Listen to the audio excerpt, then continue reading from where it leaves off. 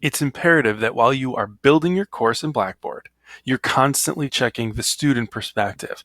The reason I say this is there are many different areas within Blackboard where it looks different to the instructor than it would to the student.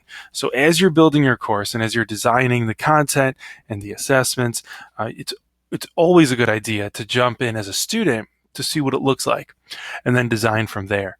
And Blackboard gives us a tool. It's located in the upper right hand corner called the student preview. And this will allow you as the instructor to jump into the student view and then jump out.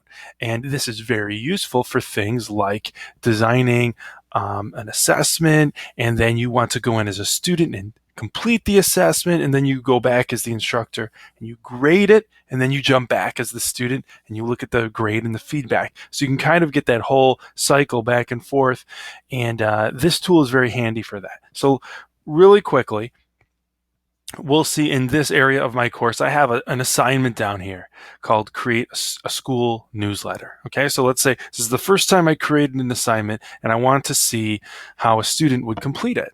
So I'm going to go into student preview mode by clicking on this icon. You can see this yellow bar across the top tells me I'm in student preview mode. Okay, I'm going to go to the content area where this assignment is. And again, this is the exact experience the student will have. So I'll click on the assignment and I see my instructions here. There's a rubric attached. I could view that as a student.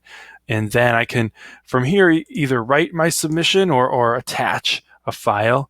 For now, I'll just quickly type something.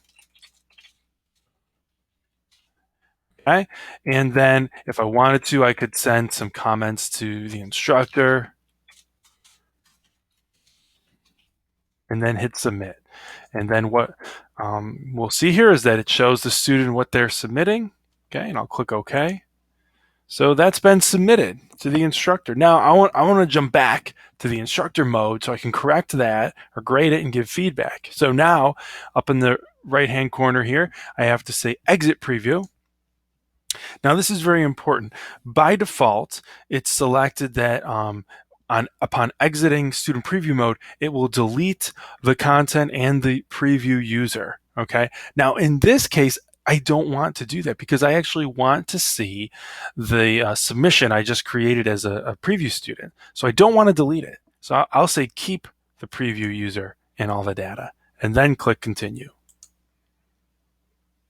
Okay, so it's now I'm back as the instructor and I can go check to see this submission by going to the needs grading area. And look, I see I have my preview user has submitted something, so I'll go ahead and click on that. And here it is. This is their submission, and it looks like they left a note here that it's late, and I'll give them a 4 out of 6 maybe and say, I'll just say, next time get this in early. And then I'll hit submit. Okay, so I just graded this assignment. And then you'll notice if I go to the full grade center that I actually have a row here for my preview user. Okay, so that's nice because then you can get in there and test to see how your gradebook calculates things by using your preview user. Now let's say I want to jump back as the student to see my feedback from the instructor. So I'll go ahead and click student preview mode again, and I'll go to my grades. And let's see, scroll down here. There's the create a school newsletter that I just did, and it looks like I got a D on it.